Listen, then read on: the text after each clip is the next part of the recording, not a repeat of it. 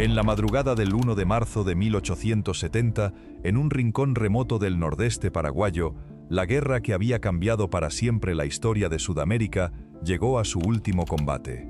Francisco Solano López, presidente de Paraguay y jefe de un país reducido por años de invasión, hambre, epidemias y retirada, intentaba escapar con los restos de sus fuerzas. Ya no dirigía un ejército capaz de defender una frontera. Ya no tenía una capital segura, una flota, una industria funcionando con normalidad, ni un territorio libre de la presión enemiga. A su alrededor quedaban soldados exhaustos, civiles desplazados, adolescentes incorporados a las filas y familias que habían seguido al gobierno en movimiento. Frente a ellos avanzaban tropas brasileñas. El enfrentamiento de Cerro Corá fue breve, pero su significado fue inmenso. Con la muerte de López, la guerra de la Triple Alianza llegaba formalmente a su fin. Había comenzado más de 5 años antes como una disputa regional por el destino de Uruguay y por el equilibrio de poder en la Cuenca del Plata. Terminó como la guerra internacional más extensa y devastadora de la historia sudamericana. Paraguay enfrentó al Imperio del Brasil, a la República Argentina y a Uruguay, reunidos en una alianza militar. Brasil puso el mayor volumen de hombres, barcos, dinero y capacidad material. Argentina aportó tropas, territorio, puertos y una posición decisiva sobre los ríos. Uruguay participó con una fuerza menor, pero su crisis interna había sido uno de los detonantes del conflicto. Paraguay combatió con una movilización que al comienzo sorprendió a sus enemigos y que, con el paso de los años, absorbió casi todos los recursos de un país mucho menos poblado y con menor capacidad de reposición. Decir que Brasil y Argentina destruyeron a Paraguay resume una parte verdadera y dolorosa de la historia, pero no alcanza para explicarla. Las invasiones aliadas devastaron campos, ciudades, infraestructura y familias paraguayas. La superioridad naval brasileña cerró las rutas fluviales. La presión de ejércitos más grandes fue reduciendo el territorio que controlaba Asunción. La ocupación prolongada y las campañas finales multiplicaron el sufrimiento civil. Sin embargo, la guerra no fue una agresión inexplicable sobre un país pasivo. Francisco Solano López tomó decisiones que aceleraron la crisis.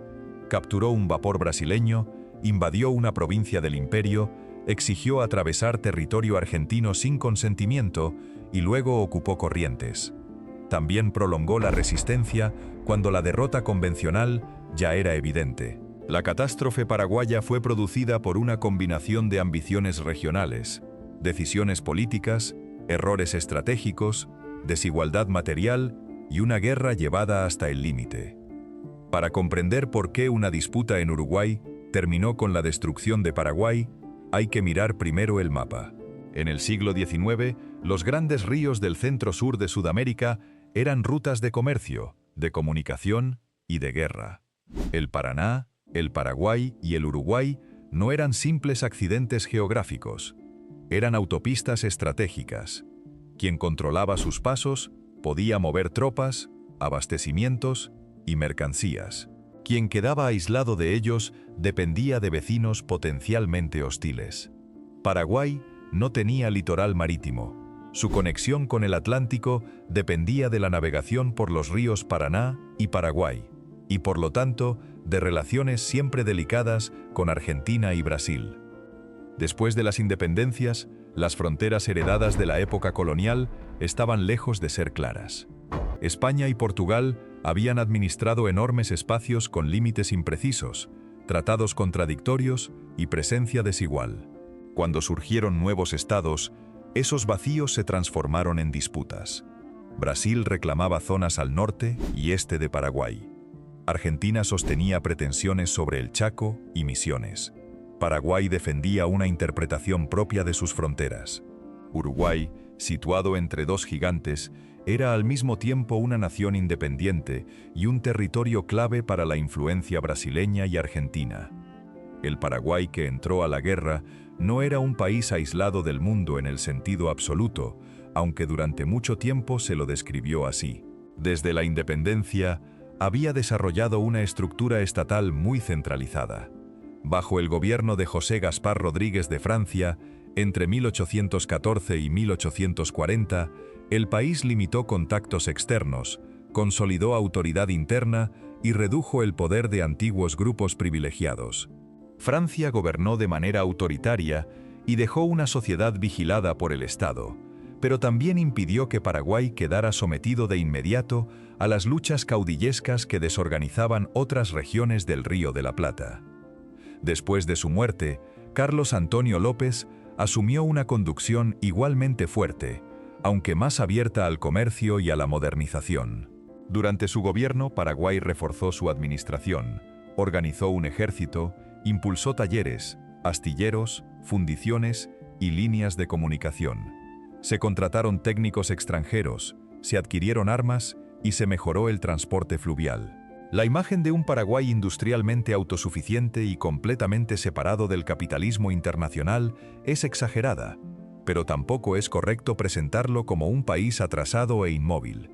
En comparación con varios de sus vecinos, tenía un Estado capaz de concentrar recursos y de intervenir directamente en la economía. Esa centralización tenía costos. La libertad política era limitada, la prensa estaba controlada, la oposición no podía organizarse con facilidad. Gran parte de la propiedad y de las actividades económicas dependían directa o indirectamente del Estado. Pero esa misma estructura permitió que el gobierno movilizara hombres, alimentos, animales y materiales con rapidez cuando llegó la guerra. El Paraguay de los López no era una democracia liberal, pero sí era un Estado más cohesionado de lo que muchas miradas externas suponían.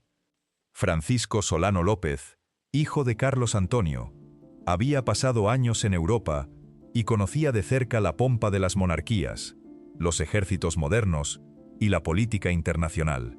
Había participado en misiones diplomáticas, comprado armamento y acumulado experiencia dentro de la estructura militar paraguaya. Cuando sucedió a su padre en 1862, heredó un país relativamente ordenado, un ejército considerable para su tamaño y una visión muy marcada sobre la necesidad de mantener el equilibrio entre Brasil y Argentina. López veía a Uruguay como una pieza esencial de ese equilibrio. Si Brasil lograba convertir a Uruguay en un protectorado de hecho, y si Argentina apoyaba o toleraba esa situación, Paraguay quedaría encerrado entre poderes más fuertes. Su temor no era imaginario. Brasil tenía intereses económicos y políticos muy profundos en Uruguay, donde numerosos hacendados brasileños poseían tierras y ganado. Argentina, bajo la presidencia de Bartolomé Mitre, buscaba consolidar su autoridad nacional después de años de conflictos internos y observaba con cautela todo lo que alterara la cuenca del Plata. En Uruguay, la política estaba dividida entre dos grandes partidos, los blancos y los colorados.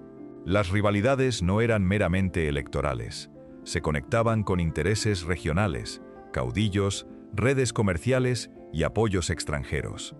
Los colorados, encabezados por Venancio Flores, recibieron respaldo desde sectores vinculados a Buenos Aires y luego de Brasil.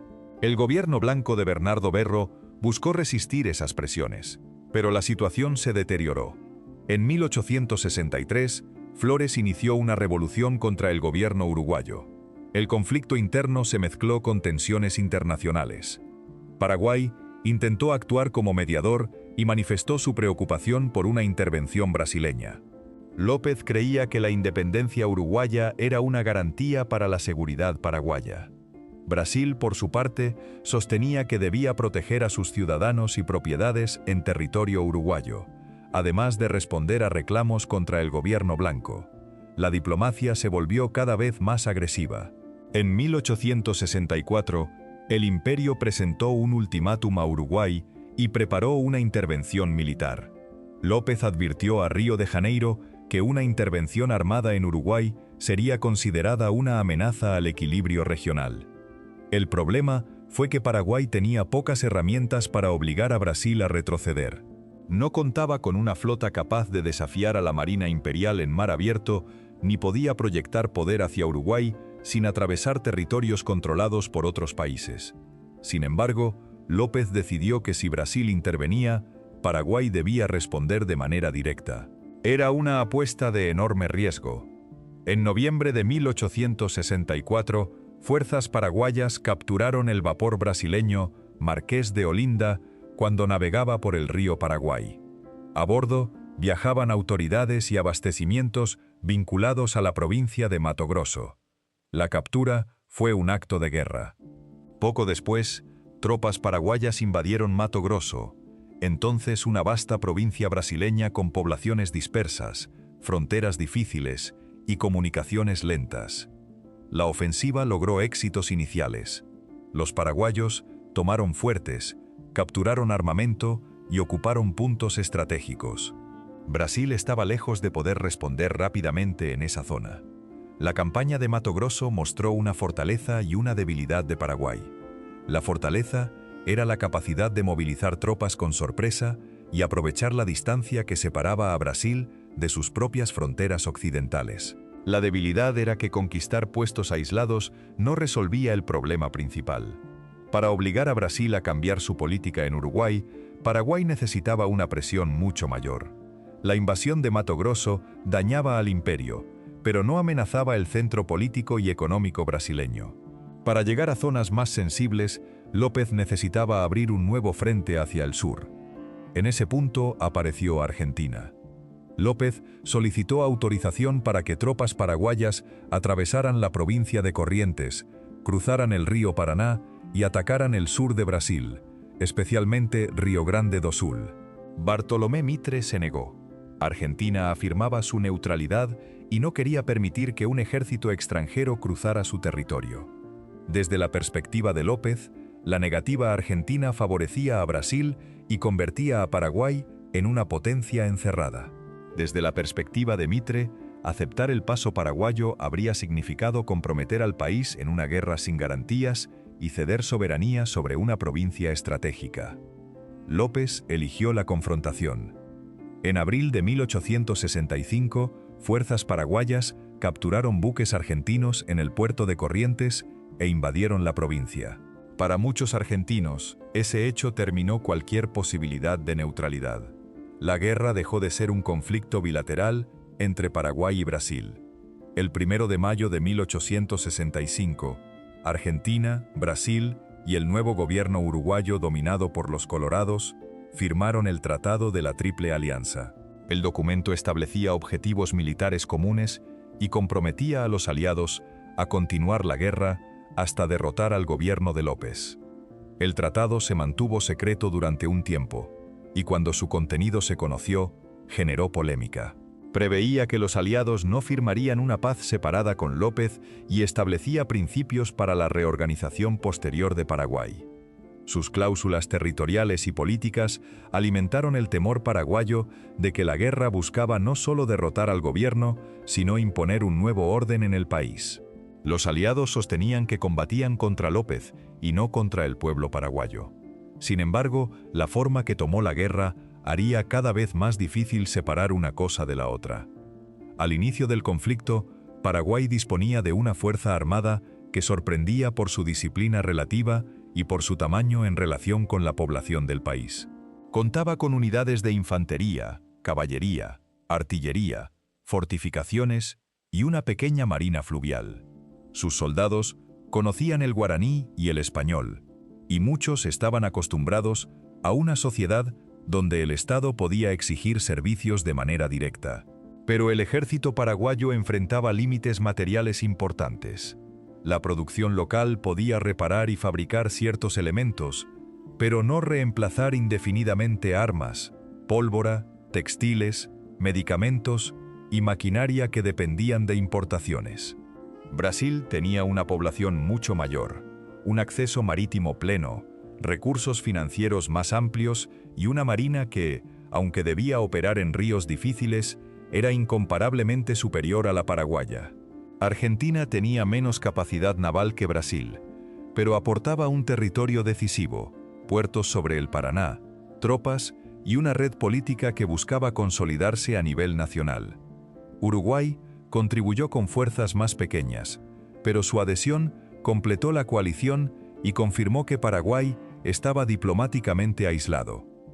La guerra no se decidió de inmediato, porque los aliados también tenían problemas. Brasil debía trasladar tropas desde regiones muy lejanas. Argentina enfrentaba resistencias internas. No todos sus caudillos, provincias y sectores políticos querían una guerra larga junto al imperio brasileño. Uruguay salía de una guerra civil y tenía recursos limitados. La Triple Alianza era poderosa, pero no era una máquina uniforme. Sus gobiernos desconfiaban entre sí, competían por influencia y debían coordinar ejércitos con tradiciones, idiomas, estructuras y mandos distintos. Mientras tanto, las tropas paraguayas avanzaron sobre Corrientes y planearon una ofensiva hacia Uruguayana, en territorio brasileño.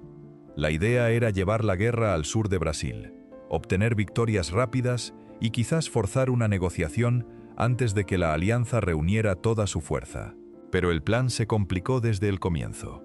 Las columnas paraguayas debían operar lejos de sus bases, atravesar territorios donde no contaban con apoyo seguro y depender de líneas de abastecimiento vulnerables.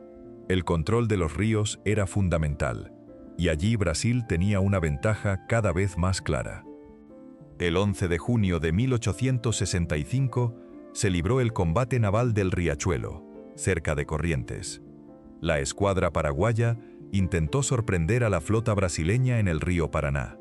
El plan incluía atacar embarcaciones enemigas y aprovechar la oscuridad y la iniciativa, pero la operación no se desarrolló como se esperaba. Hubo demoras, dificultades de coordinación y una respuesta brasileña más efectiva de lo previsto. El almirante Francisco Manuel Barroso logró reorganizar sus barcos y convertir una situación inicial peligrosa en una victoria decisiva. Riachuelo fue mucho más que una batalla naval. La derrota paraguaya redujo de forma drástica la posibilidad de disputar el control de los grandes ríos. Desde entonces, Brasil pudo transportar tropas, artillería, alimentos y municiones con una capacidad que Paraguay no podía igualar. La Marina Imperial no resolvió por sí sola la guerra, porque los ríos paraguayos estaban protegidos por fortificaciones, baterías y obstáculos. Pero el triunfo en Riachuelo cambió el equilibrio estratégico. Paraguay seguía teniendo un ejército poderoso en tierra, pero perdía la herramienta que le permitía mover la guerra hacia afuera. Las columnas paraguayas que habían entrado en territorio argentino y brasileño comenzaron a quedar aisladas. En Uruguayana, una fuerza paraguaya fue cercada por tropas aliadas. La ciudad fue sometida a sitio y finalmente capituló en septiembre de 1865. La rendición tuvo un enorme impacto moral. Los primeros avances de Paraguay se revertían. La ofensiva que debía obligar a Brasil y Argentina a negociar terminaba con soldados paraguayos prisioneros y con el frente desplazándose hacia la propia frontera paraguaya. El fracaso de la campaña exterior no significó que Paraguay estuviera derrotado. López todavía podía concentrar fuerzas detrás de los ríos y fortificaciones del sur. El territorio paraguayo ofrecía defensas naturales: el Paraná, el Paraguay, esteros, lagunas, bosques y terrenos pantanosos. Las tropas aliadas tendrían que invadir un país cuya geografía dificultaba el movimiento y cuyo gobierno estaba dispuesto a movilizar recursos extremos para resistir. Pero la iniciativa estratégica había cambiado. Ya no se trataba de presionar a Brasil en su territorio. Se trataba de impedir que la Triple Alianza entrara en Paraguay. A comienzos de 1866, los aliados organizaron la invasión. El mando general correspondía a Bartolomé Mitre, presidente argentino, aunque la presencia brasileña era numéricamente y materialmente decisiva. El ejército aliado se concentró en la zona de Paso de la Patria. La logística era gigantesca. Había que reunir soldados, caballos, bueyes, carretas, municiones, alimentos, hospitales y barcos. Había que coordinar órdenes entre oficiales de distintos países. Había que cruzar ríos frente a un enemigo atrincherado. El barro, las lluvias, los mosquitos y las enfermedades convertían cada preparación en una tarea lenta. El 16 de abril de 1866, las fuerzas aliadas cruzaron el Paraná e iniciaron la invasión del territorio paraguayo. Los primeros combates mostraron que López no pensaba ceder terreno sin luchar.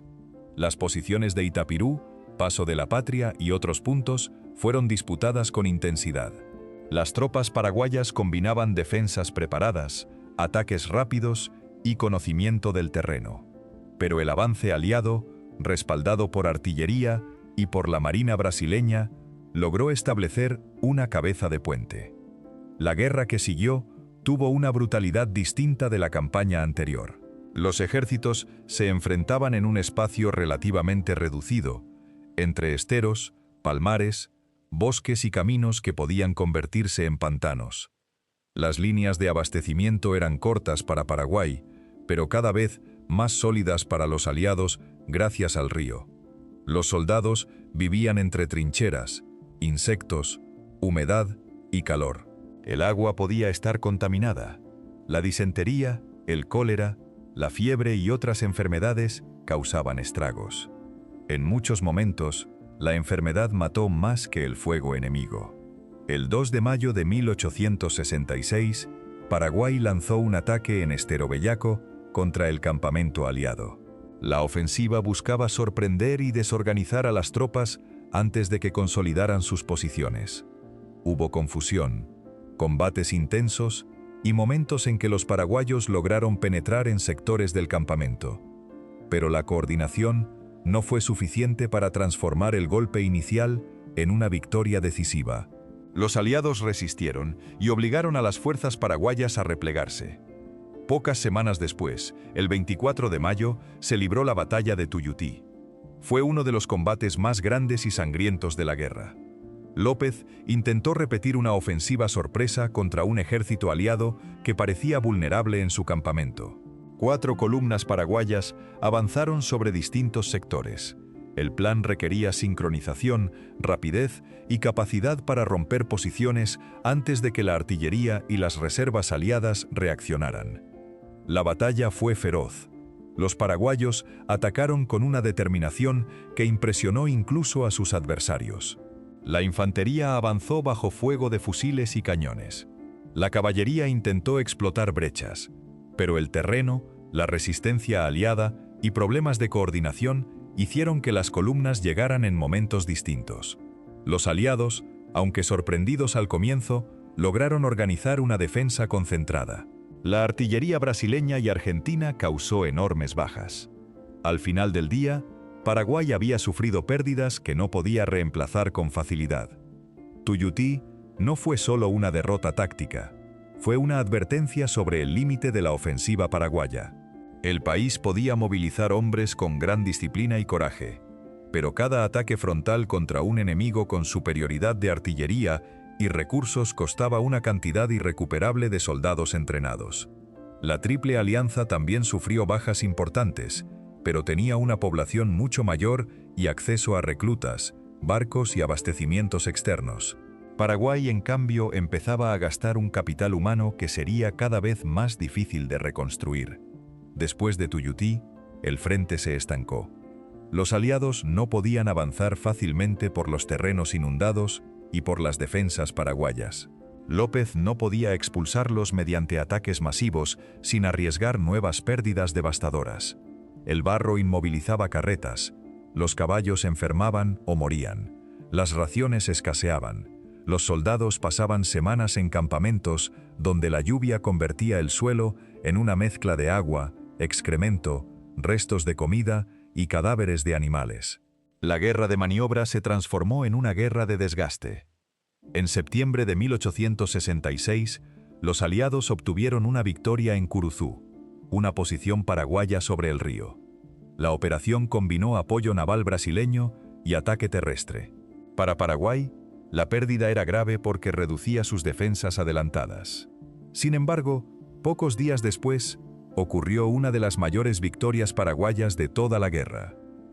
El 22 de septiembre de 1866, en Curupaiti, las tropas aliadas atacaron posiciones paraguayas fortificadas. El general José Eduvigis Díaz había preparado defensas con trincheras, obstáculos, terreno despejado para el fuego y artillería bien ubicada. Los aliados confiaban en que el bombardeo naval destruiría las fortificaciones antes del asalto. Pero muchas baterías paraguayas permanecieron operativas, y el terreno dificultó el avance de la infantería. Las columnas aliadas avanzaron bajo un fuego devastador. Los soldados quedaron expuestos en zonas abiertas, frenados por obstáculos y barro. La artillería paraguaya disparó desde posiciones protegidas. La batalla terminó con una derrota durísima para la Triple Alianza.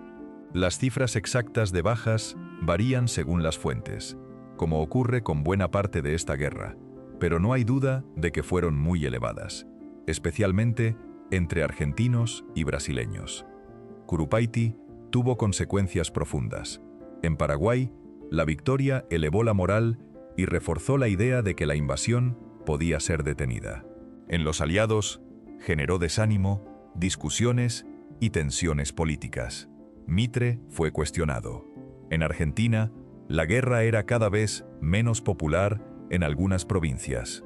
Muchos hombres habían sido reclutados lejos de sus hogares para luchar en un conflicto que no todos sentían como propio. En Brasil, los costos financieros y humanos aumentaban. Uruguay seguía siendo el miembro menor de una alianza donde la influencia brasileña era cada vez más dominante. Pero Curupayty también creó una ilusión peligrosa en Asunción. La victoria demostraba que las fortificaciones podían resistir ataques mal planificados, pero no resolvía el problema estratégico central. Brasil seguía controlando el río aguas abajo. Los aliados podían recibir refuerzos. Paraguay no podía importar libremente armas y medicamentos. Cada mes de bloqueo y guerra reducía sus reservas. Una defensa exitosa podía ganar tiempo, pero el tiempo favorecía a quienes tenían más recursos. La pausa posterior a Curupayty fue utilizada de maneras distintas. Los aliados reorganizaron mandos, mejoraron caminos, acumularon abastecimientos y buscaron una estrategia menos costosa. Paraguay reforzó sus posiciones, movilizó más hombres y trató de mantener la cohesión interna. Sin embargo, la sociedad paraguaya empezaba a sentir la presión con una intensidad enorme. La producción agrícola se alteraba porque muchos hombres estaban en el ejército. Las mujeres asumían tareas esenciales en los campos, talleres y redes de apoyo. La escasez se extendía. La guerra dejaba de ser un asunto de soldados y se convertía en una condición que afectaba a toda la población. En los campamentos aliados, el cólera fue una amenaza terrible. La enfermedad se extendía con rapidez en lugares saturados, sin agua limpia suficiente y con cadáveres cercanos. Los hospitales de campaña estaban desbordados. Médicos, enfermeros y auxiliares trabajaban con conocimientos limitados sobre bacterias y contagio. Las ambulancias transportaban heridos y enfermos por caminos difíciles. Muchos combatientes que habían sobrevivido a las batallas morían de fiebre, diarrea o deshidratación. La estadística de una guerra no se mide solo en los nombres de los muertos en combate. Incluye a quienes desaparecieron en hospitales improvisados y fosas comunes. La experiencia de los soldados era desigual. Los oficiales escribían cartas, diarios y memorias que luego ayudarían a reconstruir la guerra. Muchos soldados rasos dejaron menos registros. Sabemos, sin embargo, que enfrentaban largas marchas, hambre, mosquitos, frío nocturno, calor intenso y miedo constante. En el bando brasileño había voluntarios, soldados profesionales, reclutas y hombres esclavizados o liberados que ingresaban bajo diferentes condiciones. La participación de personas esclavizadas en el esfuerzo bélico fue significativa y compleja. Algunos recibieron o esperaban obtener libertad. Otros fueron entregados por propietarios o incorporados en sistemas donde la libertad era negociada y desigual. La guerra expuso también las contradicciones de un imperio que todavía mantenía la esclavitud. En Argentina, la movilización generó resistencias y rebeliones. Las provincias del interior tenían sus propias disputas con Buenos Aires y con el gobierno nacional. Para muchos caudillos y comunidades, enviar hombres a una guerra en Paraguay significaba debilitar sus economías locales y reforzar un Estado central que todavía era discutido. Hubo deserciones, protestas y levantamientos. Mitre debía combatir en el exterior y al mismo tiempo sostener la unidad política dentro de su propio país. En Paraguay, la movilización era todavía más total. El gobierno podía exigir trabajo, alimentos y servicio militar con una capacidad extraordinaria. Al comienzo, esa organización fue una ventaja. Con el paso del tiempo, se volvió una carga insoportable. Los reemplazos llegaban con menos entrenamiento. La edad de los reclutas se ampliaba. La separación de familias se multiplicaba. La propaganda oficial insistía en la defensa de la patria y en la necesidad de resistir a una alianza que buscaba humillar al país. Ese mensaje tenía fuerza real, porque las tropas enemigas estaban dentro del territorio paraguayo, pero también servía para justificar una disciplina cada vez más severa. A fines de 1866 y durante 1867, la conducción aliada cambió.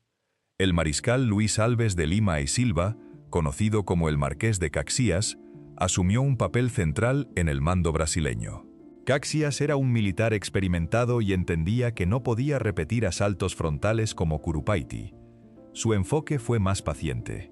Quería mejorar la logística, utilizar la superioridad naval y encontrar una forma de quebrar el sistema defensivo paraguayo sin sacrificar miles de hombres en cada fortín. El gran objetivo era Humaitá. La fortaleza, situada sobre el río Paraguay, era considerada una pieza esencial de la defensa nacional. Sus baterías dominaban el paso fluvial. Cadenas y obstáculos dificultaban la navegación enemiga. Baterías de costa, trincheras y posiciones cercanas convertían la zona en un sistema defensivo complejo. Para los paraguayos, Humaitá era un símbolo de resistencia. Para los aliados, era la puerta que debía abrirse para llegar hacia el corazón del país. La guerra en torno a Humaitá no fue una sola batalla. Fue una campaña prolongada de avances, fortificaciones, bombardeos, movimientos por esteros y lucha contra la geografía. Los aliados construyeron caminos y utilizaron embarcaciones blindadas. Brasil desarrolló una capacidad fluvial decisiva, con monitores y acorazados capaces de soportar parte del fuego de las baterías. Pero incluso los barcos más modernos debían atravesar corrientes, bancos de arena, cadenas y cañones instalados en las orillas. El río, que parecía una ventaja natural para Brasil, seguía siendo un espacio peligroso. En 1867, las fuerzas aliadas ocuparon posiciones que permitían presionar sobre Humaitá desde tierra y río. Paraguay respondió con ataques, contraataques y defensas tenaces. El general Díaz, que había sido clave en Curupayty, resultó herido gravemente en un accidente con una granada y murió en 1867. Su pérdida fue un golpe para el ejército paraguayo. Otros oficiales capaces seguían combatiendo, pero cada muerte era más difícil de reemplazar. La situación interna de Paraguay se volvió cada vez más tensa. López desconfiaba de oficiales, funcionarios y personas cercanas a su gobierno. A medida que la derrota parecía posible, aumentó la sospecha de conspiraciones.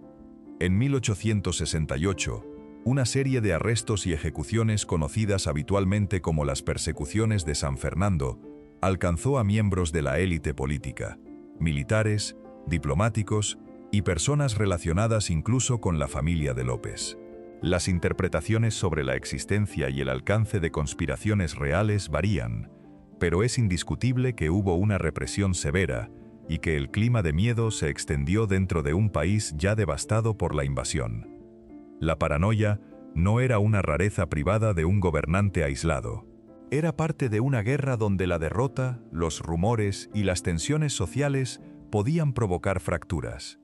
Pero las ejecuciones y detenciones debilitaron aún más la capacidad administrativa del Estado paraguayo. Personas que podían haber contribuido a la defensa, a la diplomacia o a la reconstrucción fueron eliminadas, encarceladas o apartadas. López concentró cada vez más decisiones en un círculo reducido, mientras el país necesitaba flexibilidad y cooperación. La campaña alrededor de Humaitá permite ver con claridad la diferencia entre ganar una batalla y sostener una guerra. Las trincheras paraguayas podían detener un asalto, pero no podían fabricar por sí mismas pólvora, medicina, ropa o repuestos.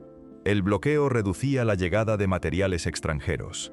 La fundición de Ibicuí, los talleres y los arsenales locales seguían trabajando mientras fue posible, pero cada cañón inutilizado y cada caja de municiones gastada tenía un peso mayor que al inicio.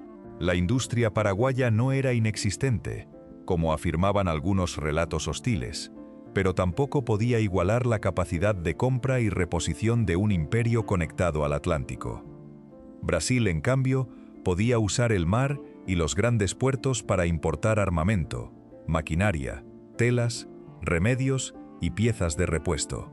Luego debía llevar esos recursos hacia el interior por rutas largas y costosas, pero el río Paraguay ofrecía una línea logística que, una vez superados ciertos obstáculos, era difícil de cortar.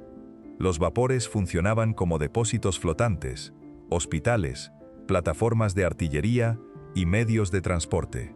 Un barco que llegaba con harina, carne salada o municiones podía permitir que una división siguiera combatiendo. Para Paraguay, cada avance naval brasileño era una amenaza no solo militar, sino también económica. La Marina Imperial se adaptó a un tipo de guerra que no se parecía a los combates oceánicos. En un río estrecho, con curvas, bancos de arena y costas cubiertas de vegetación, los barcos podían quedar expuestos a baterías ocultas. Los paraguayos utilizaron cañones en barrancas, obstáculos flotantes y cadenas para dificultar la navegación. Las embarcaciones blindadas brasileñas ofrecían protección, pero no eran invulnerables. La tripulación vivía bajo calor, humo, enfermedades y el peligro constante de encallar o recibir un impacto en puntos vulnerables. La superioridad técnica no eliminaba el riesgo, simplemente permitía asumirlo con más recursos. Caxias comprendió que el avance debía organizarse como una obra de ingeniería.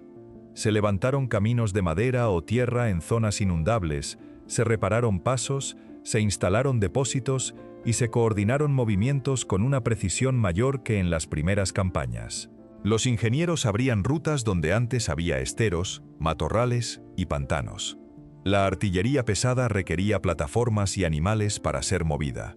Las ambulancias necesitaban senderos transitables. Hasta la leña para cocinar y hervir agua podía convertirse en una cuestión logística.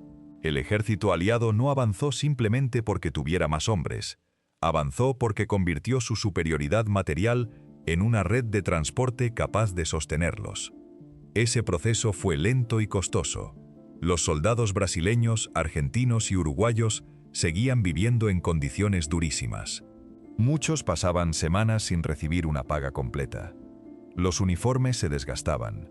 El alimento podía ser monótono y escaso. Las tropas debían construir sus propios refugios y convivir con insectos, humedad y enfermedades. La presencia de miles de hombres alrededor de los esteros contaminaba el agua y multiplicaba los riesgos sanitarios. Un ejército que parecía gigantesco en los partes de guerra podía tener en realidad una proporción importante de enfermos, convalecientes o hombres destinados a tareas de apoyo. La coordinación política tampoco era automática. Mitre había encabezado el mando aliado en los primeros grandes combates, pero debía volver periódicamente a Argentina por conflictos internos. Los comandantes brasileños tenían que responder a un gobierno imperial que financiaba gran parte de la guerra, y por lo tanto, esperaba tener voz decisiva en la estrategia. Los uruguayos defendían sus propios intereses y buscaban que su participación no quedara invisibilizada. Cada diferencia podía aparecer en la elección de un objetivo, en la distribución de suministros o en el prestigio atribuido a una victoria. La Triple Alianza no ganó por ser homogénea, ganó porque, a pesar de sus tensiones, pudo mantener el esfuerzo común más tiempo que Paraguay. Del lado paraguayo, la guerra alteró por completo el funcionamiento de los pueblos. Las familias que vivían cerca del frente se trasladaban hacia el norte o el interior. Las autoridades requisaban ganado, carretas maíz, mandioca, textiles y herramientas. Las mujeres organizaban redes de abastecimiento, cosían uniformes, atendían heridos y sostenían cultivos en ausencia de los hombres movilizados. En la memoria paraguaya, las residentas representan a quienes siguieron acompañando al ejército y al gobierno en los desplazamientos, mientras que otros grupos de mujeres y familias quedaron dispersos por el territorio. Las etiquetas posteriores no describen una experiencia única, pero muestran hasta qué punto la guerra penetró en la vida cotidiana. La escasez también modificó la disciplina. Al inicio, el Estado paraguayo podía ofrecer una estructura relativamente ordenada de raciones, uniformes y municiones. Con el bloqueo y las pérdidas, esa capacidad se redujo. Los soldados reutilizaban prendas, reparaban armas dañadas y dependían cada vez más de lo que podían obtener localmente. Las marchas se hacían con calzado deteriorado o sin él. La comida podía reducirse a mandioca, carne cuando había disponibilidad y raciones cada vez más pequeñas. El hambre no solo debilitaba cuerpos, afectaba la moral, aumentaba las deserciones y volvía más difícil mantener una fuerza coherente. La guerra creó además una distancia dolorosa entre los discursos oficiales y lo que ocurría en la retaguardia. Los periódicos paraguayos exaltaban victorias, sacrificios y lealtad. Los aliados publicaban partes que resaltaban la marcha inevitable de la campaña. Pero en los hospitales y aldeas, la realidad era otra. Las familias buscaban nombres en listas de heridos y prisioneros. Los heridos podían tardar días en ser evacuados. Los cuerpos de muchos muertos nunca eran identificados. La propaganda ayudaba a sostener la voluntad de lucha, pero no podía devolver a los hogares a quienes habían desaparecido en los esteros. En 1867, mientras el frente de Humaitá seguía siendo el centro de la campaña, las fuerzas paraguayas realizaron acciones que demostraban que todavía conservaban capacidad ofensiva. El segundo combate de Tuyutí, en noviembre de ese año, fue un intento de golpear un campamento aliado y capturar recursos. Las tropas de López lograron inicialmente sorprender a parte de las fuerzas brasileñas y obtener armamento y abastecimientos, pero no pudieron transformar el ataque en un cambio decisivo de la guerra. El episodio reveló una realidad contradictoria. Paraguay seguía siendo capaz de infligir daño, pero cada operación debía medirse contra reservas cada vez más escasas. La superioridad aliada tampoco eliminó los errores. Las operaciones en pantanos y esteros producían confusiones de mando. Las órdenes podían llegar tarde. Las unidades de distintos países no siempre compartían procedimientos ni cadenas de comunicación. El avance se detenía cuando la lluvia destruía un camino o cuando el río bajaba demasiado para ciertos barcos. Incluso después de Curupayty, los aliados necesitaron meses para recuperar confianza. Caxias no podía prometer una victoria rápida. Podía prometer una campaña que, si se mantenía con disciplina, explotaría gradualmente los límites de Paraguay. Ese era el dilema central para López. Defender Humaitá era necesario, porque perder la fortaleza abría el río. Pero concentrar allí demasiadas fuerzas podía convertirla en una trampa. Retirarse a tiempo podía salvar hombres, pero dañaría la moral y dejaría expuesta la capital. Atacar podía conseguir una victoria como Curupayty, pero también repetir el desastre de Tuyutí. La guerra había reducido el margen de decisión. Cada opción tenía un costo, y las decisiones ya no se tomaban en un país con reservas amplias, sino dentro de una sociedad agotada por 3 años de movilización. La batalla de Humaitá fue también una guerra de espera. Cada día de sitio reducía alimentos y municiones. Cada bombardeo dañaba posiciones y elevaba la ansiedad. Cada barco brasileño que lograba acercarse demostraba que el aislamiento era posible. Los defensores no eran figuras abstractas de un mapa. Eran hombres que vivían bajo fuego, dormían en refugios improvisados y sabían que el río, la única ruta segura hacia el exterior, podía quedar cerrado. La resistencia fue real y costosa, pero la fortaleza no podía sostenerse sin una red de abastecimiento que la guerra ya había debilitado demasiado. Cuando los buques brasileños consiguieron superar el paso de Humaitá, La noticia recorrió ambos bandos con un significado que iba más allá de la maniobra naval. Para los aliados, era la prueba de que la barrera más temida del río podía ser atravesada. Para Paraguay, era la señal de que la guerra podía llegar a regiones antes protegidas por la distancia y las fortificaciones. A partir de entonces, la defensa dejó de depender de un gran obstáculo fluvial y pasó a depender cada vez más de líneas terrestres que requerían soldados, municiones y movilidad que el país ya no podía proporcionar con la misma fuerza. Suscríbete si te interesa conocer las historias que cambiaron el mundo y que todavía siguen influyendo en nuestro presente. En febrero de 1868, varios buques brasileños lograron pasar frente a las baterías de Humaitá. El hecho tuvo una enorme importancia simbólica y estratégica. No significó que toda la fortaleza quedara inutilizada de inmediato, pero mostró que la barrera fluvial podía ser superada. La Marina brasileña pudo avanzar hacia zonas más cercanas a Asunción y aumentar la presión sobre el gobierno paraguayo.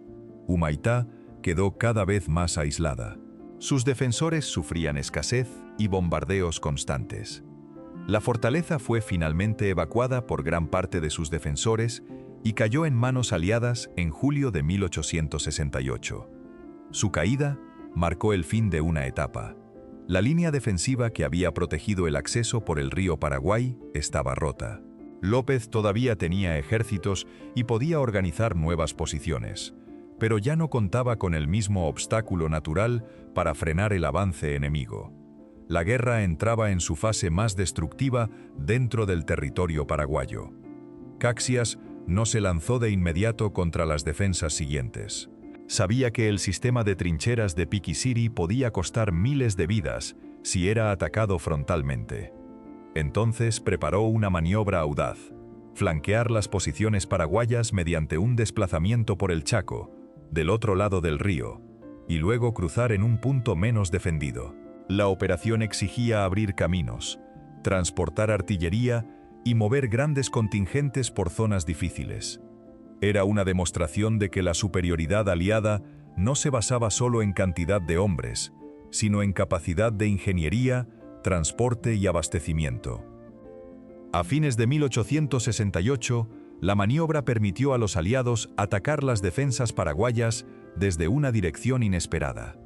Comenzó la serie de combates conocida en Brasil como la Decembrada, la campaña de diciembre.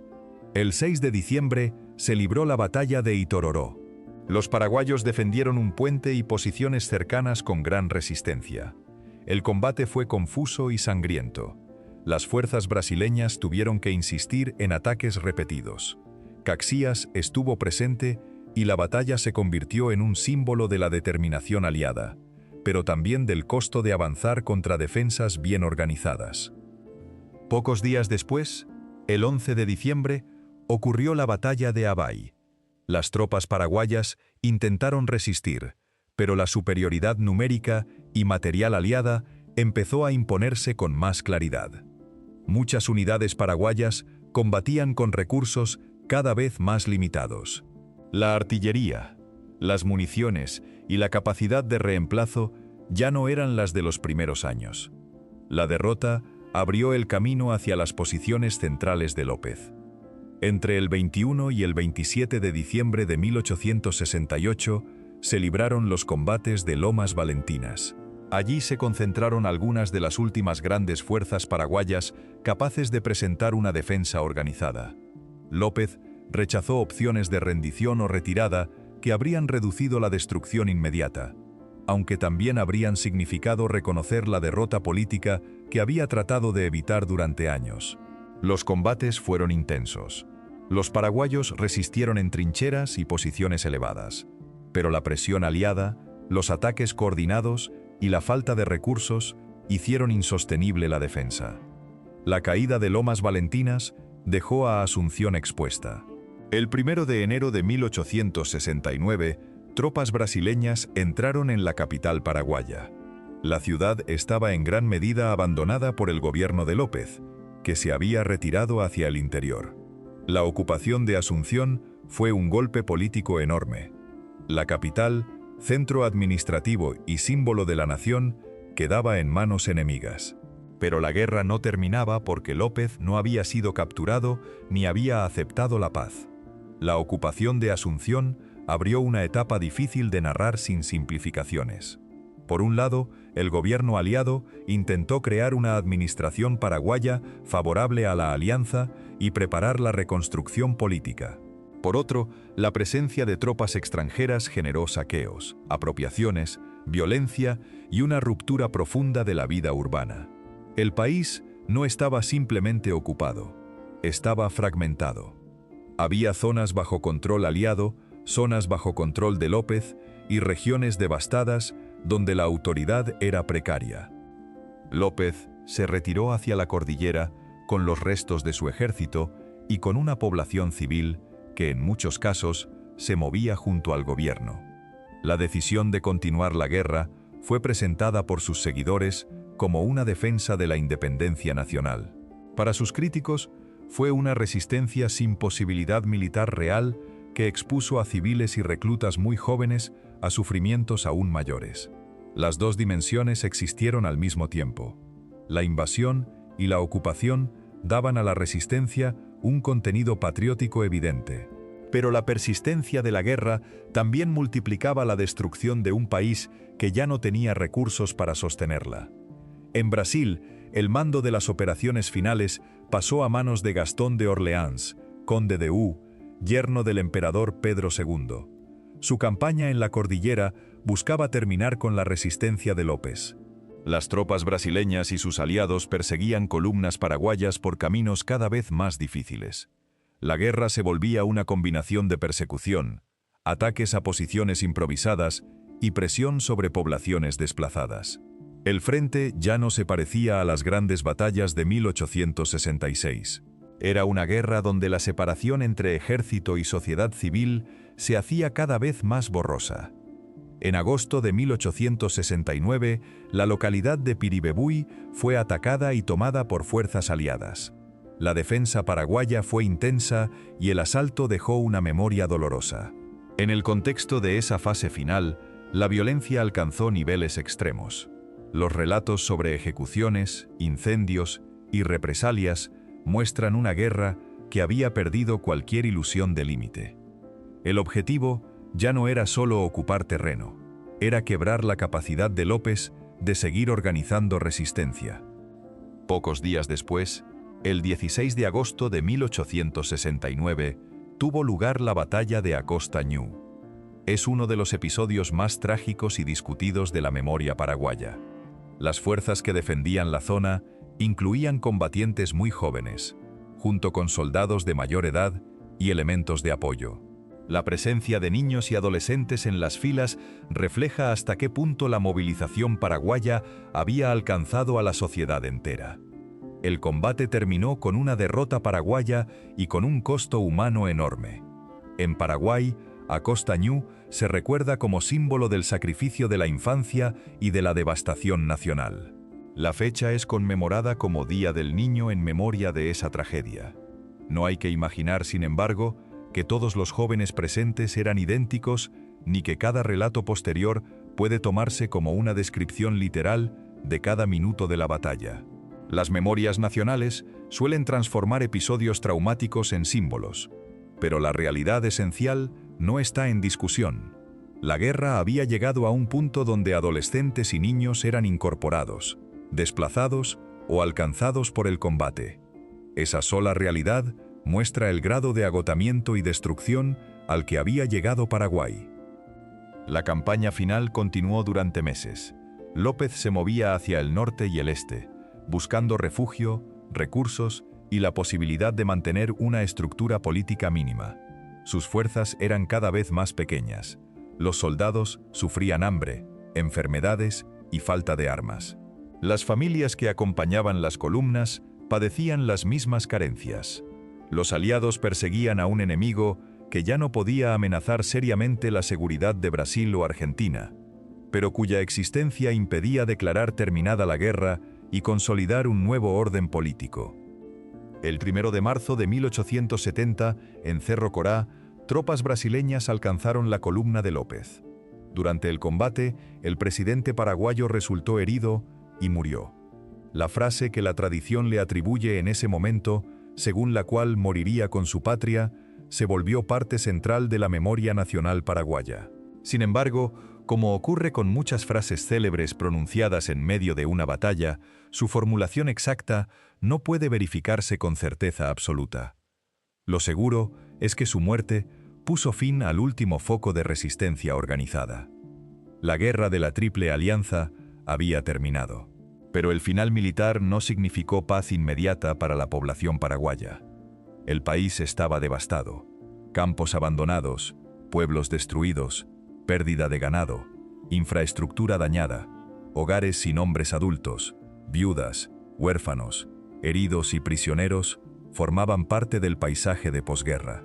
La estructura estatal construida durante décadas había sido quebrada. La economía debía reconstruirse en un contexto de ocupación, deudas, disputas territoriales y dependencia externa. El número exacto de muertos sigue siendo uno de los aspectos más debatidos de la guerra. Durante mucho tiempo circularon cifras que afirmaban que Paraguay había perdido más de la mitad de toda su población, o una proporción todavía mayor de sus varones. Investigaciones demográficas posteriores cuestionaron algunos cálculos tradicionales, señalaron problemas en los censos y propusieron estimaciones más bajas. Lo que no está en discusión es la escala de la catástrofe. Paraguay sufrió una pérdida humana desproporcionada y una alteración demográfica profunda. La guerra redujo drásticamente la población disponible para trabajar, formar familias y reconstruir comunidades. Las pérdidas no fueron solo paraguayas. Brasil perdió decenas de miles de hombres entre combates y enfermedades. Argentina también sufrió bajas importantes, además de costos políticos y financieros. Uruguay envió menos tropas, pero pagó un precio en hombres y recursos superior a lo que su tamaño podía absorber con facilidad. La guerra fue una tragedia regional, aunque el peso de la destrucción recayó de manera incomparable sobre Paraguay. El territorio paraguayo también cambió. Brasil consolidó sus reclamaciones sobre zonas al norte del río Apa y otras áreas disputadas. Argentina obtuvo territorios en disputa al sur del Pilcomayo y en Misiones, mientras la cuestión del Chaco Boreal continuó siendo objeto de decisiones posteriores. Paraguay sobrevivió como Estado independiente, algo que no estaba garantizado al comienzo de la posguerra, pero lo hizo con fronteras reducidas respecto de sus reclamos previos y bajo fuerte influencia de los vencedores. Brasil mantuvo una presencia militar en Paraguay durante varios años. La ocupación tuvo objetivos estratégicos y políticos: asegurar que no resurgiera un gobierno hostil, influir en la formación de autoridades paraguayas y proteger los intereses del imperio en la región. La retirada brasileña no fue inmediata. Recién en la segunda mitad de la década de 1870, la ocupación militar terminó completamente. Para Paraguay, esos años fueron un tiempo de reconstrucción bajo tutela y de conflictos internos entre grupos que buscaban controlar el nuevo Estado. La derrota transformó la propiedad de la tierra y la economía paraguaya. Muchas tierras estatales fueron vendidas o transferidas en las décadas posteriores para obtener ingresos y pagar obligaciones. La concentración de la tierra aumentó. La estructura económica que había dependido fuertemente del Estado cambió hacia una mayor presencia de capitales privados y extranjeros. Esa transformación no fue una consecuencia automática de un solo tratado, pero la devastación de la guerra creó condiciones en las que el país tenía poca capacidad para decidir desde una posición de fuerza. En Paraguay, la memoria de la guerra se convirtió en un elemento central de la identidad nacional. López fue interpretado de maneras muy distintas. Para algunos, fue un héroe que resistió a 3 países más poderosos y defendió la soberanía hasta la muerte. Para otros, fue un líder autoritario que condujo al país hacia una guerra imposible y prolongó una derrota que podía haberse limitado. Estas interpretaciones no son solo discusiones sobre el pasado. Reflejan debates sobre nación, soberanía, Estado y poder que atravesaron la política paraguaya durante generaciones.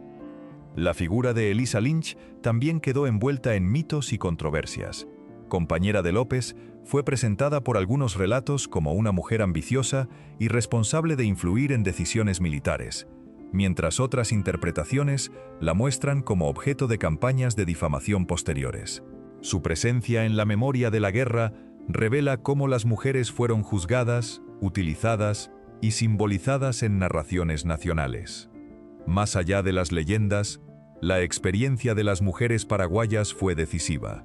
Sostuvieron hogares, trabajaron en producción y abastecimiento, acompañaron desplazamientos y enfrentaron pérdidas masivas.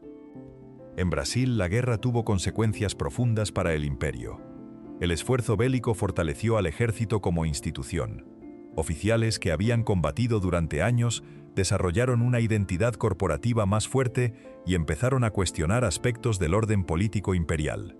La participación de personas esclavizadas y libres en el ejército también expuso las contradicciones de mantener la esclavitud mientras se hablaba de defensa nacional y ciudadanía.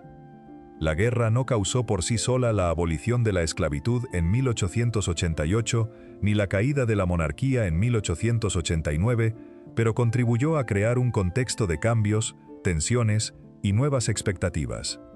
El costo financiero brasileño fue enorme. El imperio recurrió a préstamos, aumentó gastos y sostuvo una campaña prolongada lejos de sus principales centros económicos. La victoria fortaleció su posición regional, pero también dejó deudas y tensiones internas. Ganar una guerra no significa salir ileso de ella. Brasil consiguió objetivos territoriales y estratégicos, pero pagó un precio que afectó su política durante décadas. En Argentina, la guerra también aceleró procesos de consolidación nacional, aunque de manera conflictiva. El gobierno de Mitre utilizó la movilización para afirmar la autoridad del Estado central, pero la resistencia en el interior mostró que esa autoridad estaba lejos de ser aceptada de manera plena. Las provincias enviaron hombres, recursos y caballos, pero muchas lo hicieron bajo presión. Los conflictos federales no desaparecieron. La guerra se superpuso con una construcción nacional que todavía estaba en disputa. Uruguay, aunque fue el miembro menor de la alianza, quedó marcado por el resultado de la intervención que había ayudado a desencadenar el conflicto. El triunfo de los colorados consolidó un nuevo equilibrio político, pero la participación en la guerra también mostró la dependencia del país respecto de sus vecinos más grandes. La historia uruguaya de las décadas siguientes no puede entenderse sin esa relación entre conflictos internos e intervenciones externas.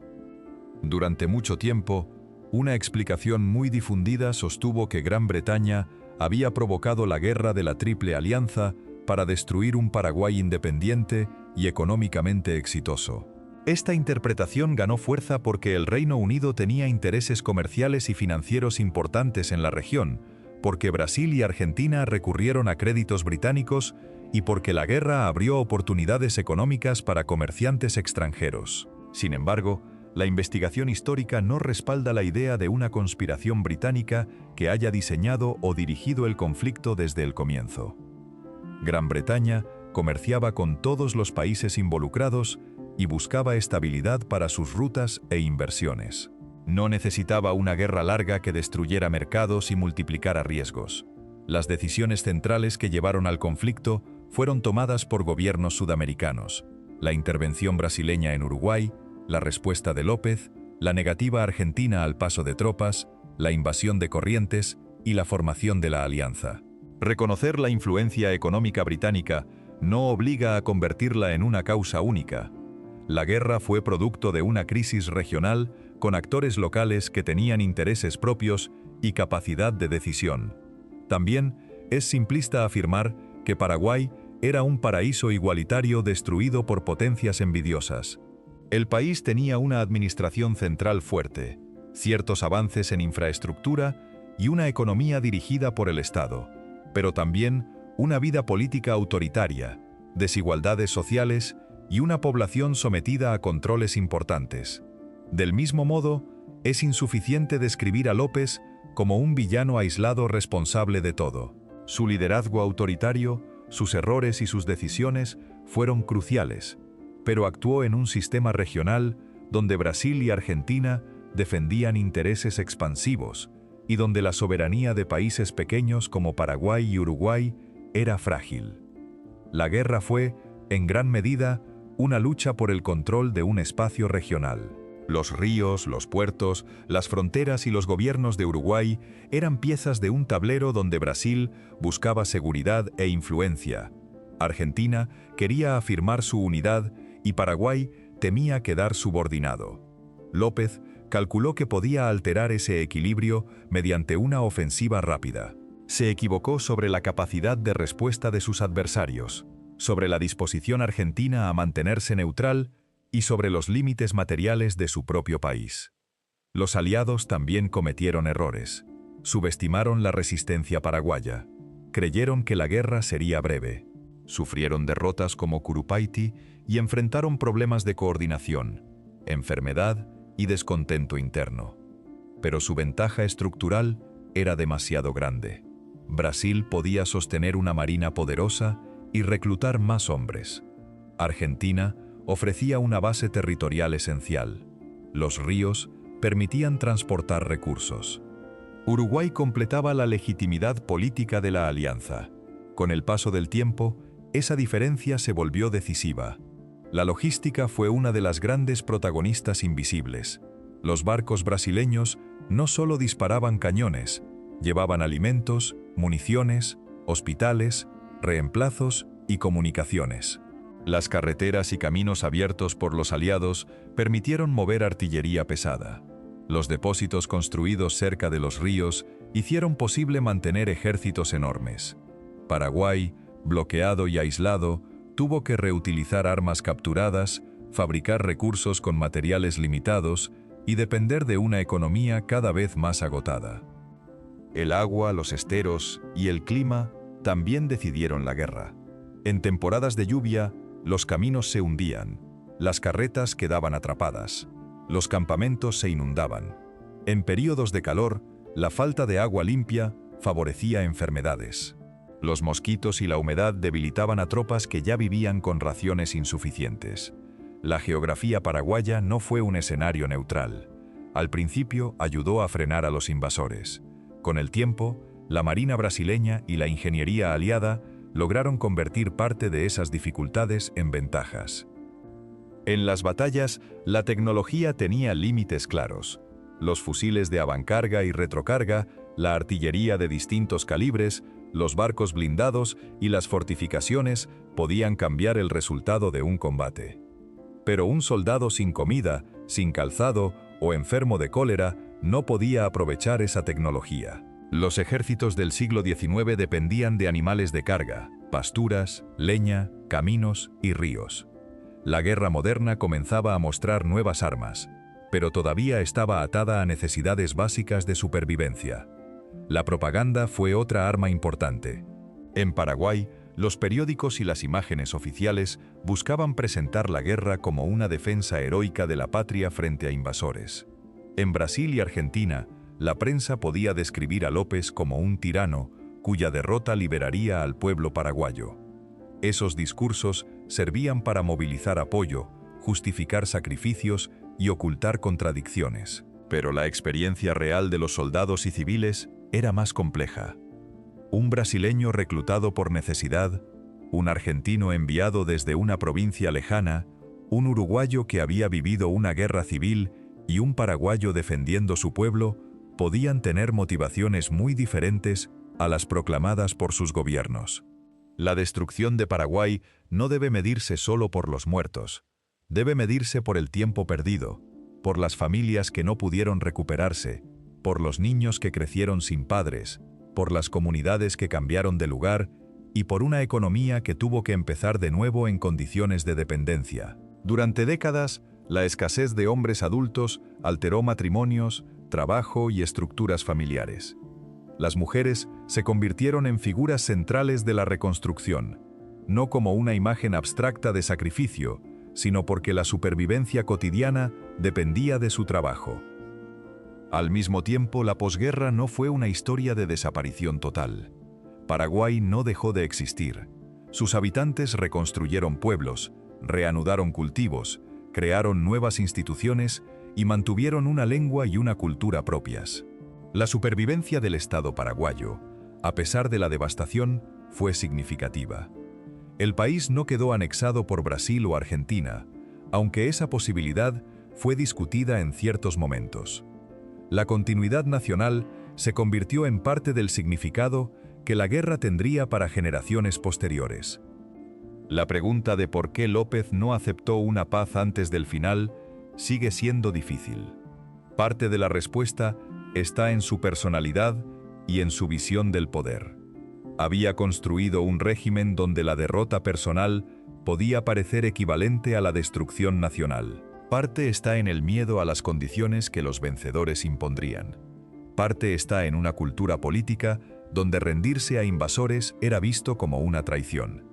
Y parte está en la realidad de que, una vez que la guerra había devastado el país y los aliados ocupaban la capital, no existían opciones simples ni garantías de un desenlace benigno. Pero la resistencia final tuvo un precio humano altísimo. Cuando los ejércitos regulares ya no podían sostener campañas convencionales, la movilización de adolescentes, ancianos y civiles reveló que el Estado paraguayo estaba consumiendo sus últimos recursos. La guerra dejó de ser una disputa entre fuerzas comparables y se convirtió en la persecución de una resistencia cada vez más desesperada.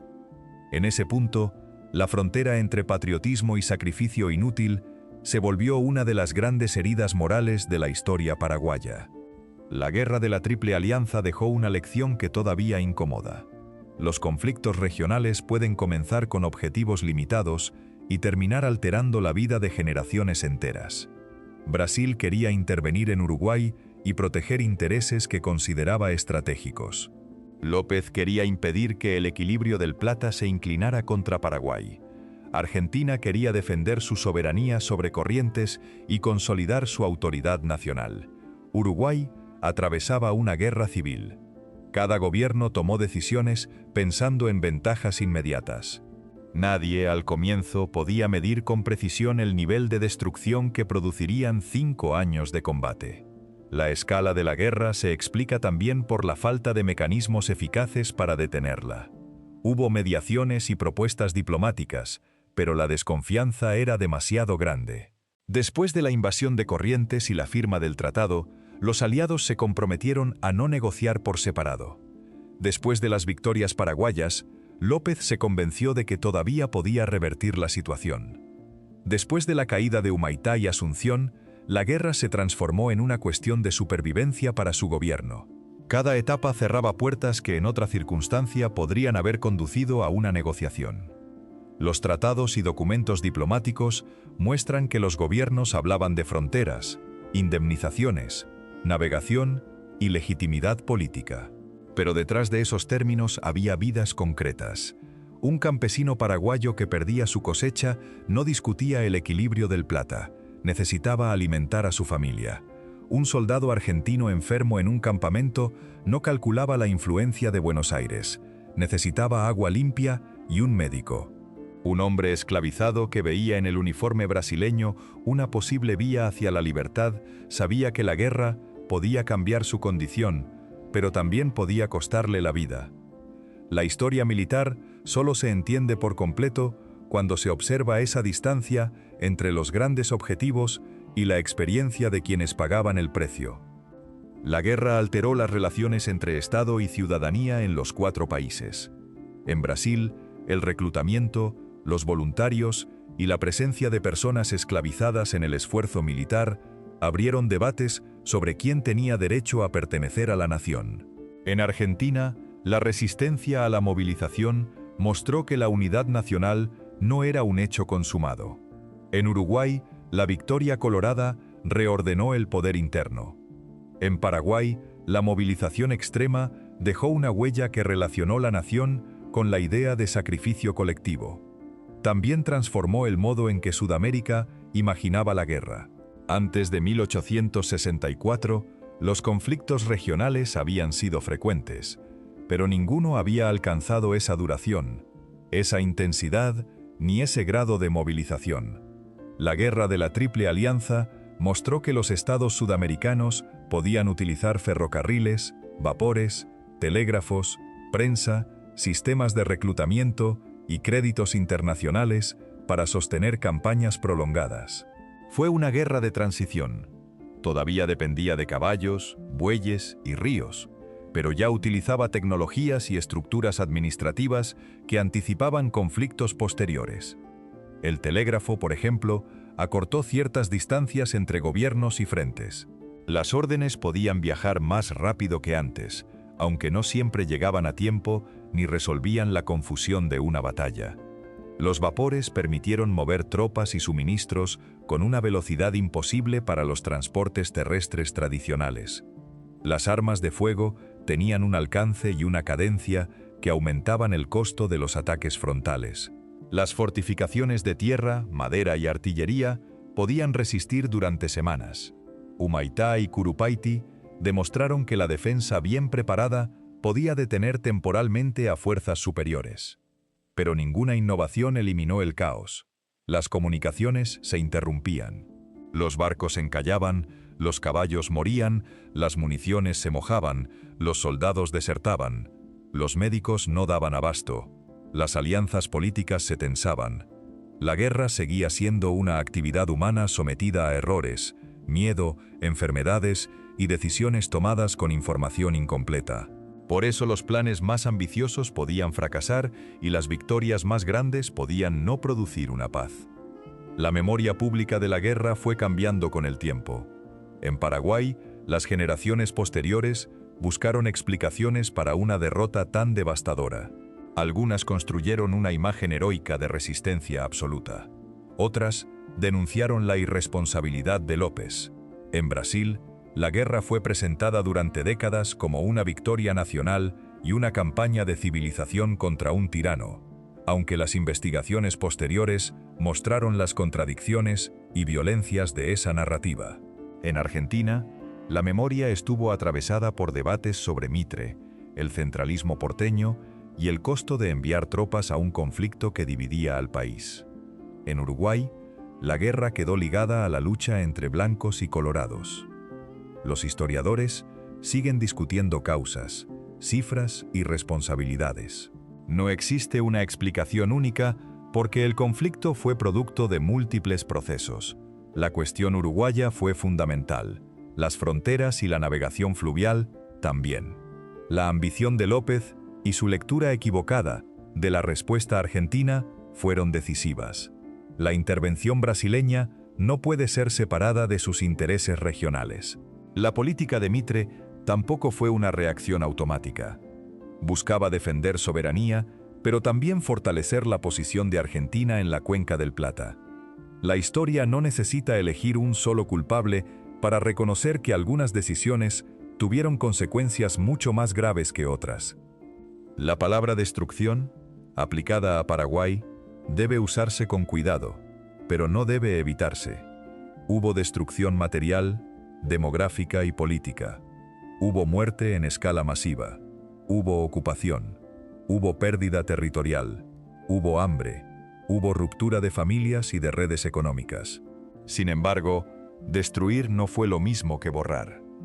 Paraguay continuó existiendo, y su recuperación posterior fue el resultado de una resistencia social que va más allá de la figura de cualquier líder. Las personas que sobrevivieron tuvieron que reconstruir no solo casas y campos, sino una idea de futuro. La imagen de un Paraguay formado únicamente por viudas y niños después de la guerra es una simplificación, aunque refleja una experiencia real de desequilibrio demográfico. Hubo hombres sobrevivientes, prisioneros que regresaron, desplazados y combatientes que pudieron reintegrarse. Pero en numerosas comunidades, la pérdida masculina fue tan grande que modificó profundamente la vida social. Las mujeres asumieron actividades productivas, comerciales y familiares que antes compartían o dependían de otros miembros del hogar. La reconstrucción fue lenta y desigual. La posguerra también generó nuevas élites.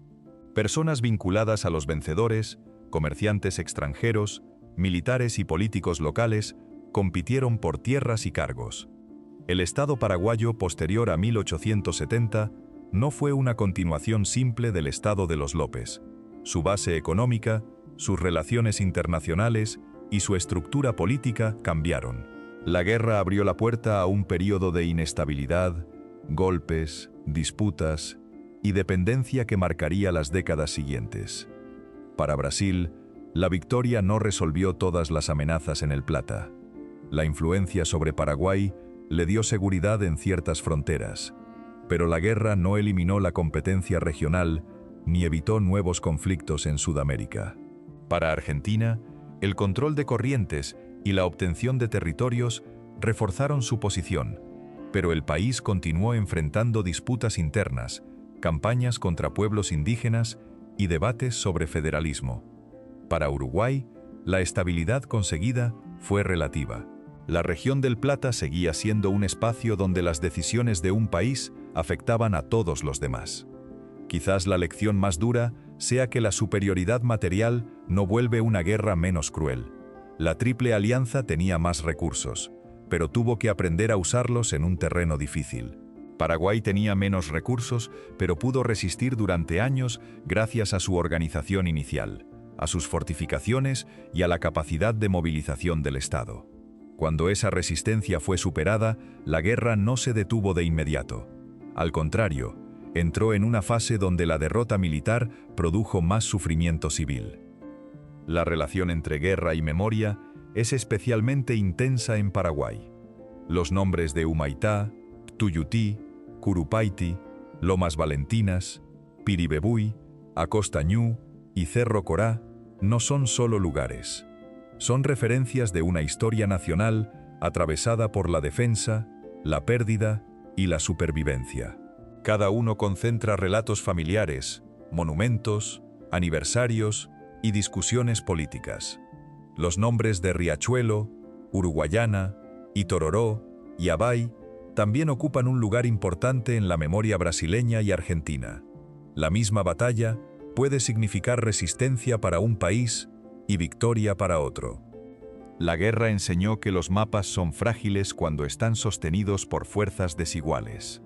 Paraguay había intentado mantener una política exterior independiente entre Brasil y Argentina. Durante décadas, esa estrategia funcionó gracias a la centralización estatal y a un equilibrio regional inestable. Pero cuando ese equilibrio se rompió en Uruguay, López respondió con una ofensiva que superaba la capacidad material del país. La independencia no se pierde solo cuando cae una capital. También se pone en riesgo cuando un Estado se ve obligado a consumir toda su población y sus recursos para sostener una guerra sin salida. Brasil y Argentina no aniquilaron físicamente a Paraguay ni lo anexaron, pero su alianza destruyó la capacidad del país para seguir siendo el mismo. La intervención brasileña en Uruguay, el bloqueo fluvial, la invasión, la ocupación y los acuerdos de posguerra transformaron el destino paraguayo. Uruguay participó, aunque con un papel menor, y López, al elegir la guerra y prolongarla hasta Cerro Corá, convirtió un conflicto regional en una tragedia nacional de dimensiones extremas. La historia de la Guerra del Paraguay no debería servir para alimentar odio entre pueblos que comparten una región y una historia. Debería servir para comprender cómo los gobiernos pueden llevar a sociedades enteras a una catástrofe cuando confunden prestigio con seguridad, ambición con estrategia y resistencia con negación de la realidad. Los soldados brasileños, argentinos, uruguayos y paraguayos no decidieron los tratados ni diseñaron las fronteras. Fueron quienes caminaron en el barro, enfermaron en los campamentos, cargaron a los heridos y murieron lejos de sus hogares. La guerra terminó en Cerro Corá, pero su eco siguió durante generaciones. Paraguay reconstruyó su estado y conservó su identidad, pero lo hizo desde una herida inmensa. Brasil ganó influencia, pero la campaña fortaleció fuerzas que luego cuestionarían al imperio. Argentina avanzó en su consolidación nacional, pero la guerra reveló las fracturas que todavía la atravesaban. Uruguay confirmó un nuevo equilibrio político, aunque dependiente de sus vecinos. Ningún vencedor salió completamente intacto. Ningún sobreviviente pudo volver al mundo que existía antes de 1864. Cuando se observa el conflicto desde la distancia, resulta tentador reducirlo a una fórmula: 3 países poderosos contra uno pequeño. Esa fórmula contiene una verdad evidente, pero oculta la cadena de decisiones que llevó a la guerra y el modo en que se prolongó. Paraguay no fue simplemente arrastrado a un desastre por fuerzas externas. Brasil, Argentina y Uruguay no actuaron como un bloque perfecto desde el primer día. Y Francisco Solano López no fue ni un héroe puro ni el único responsable. La tragedia fue más compleja, precisamente porque fue construida por decisiones humanas.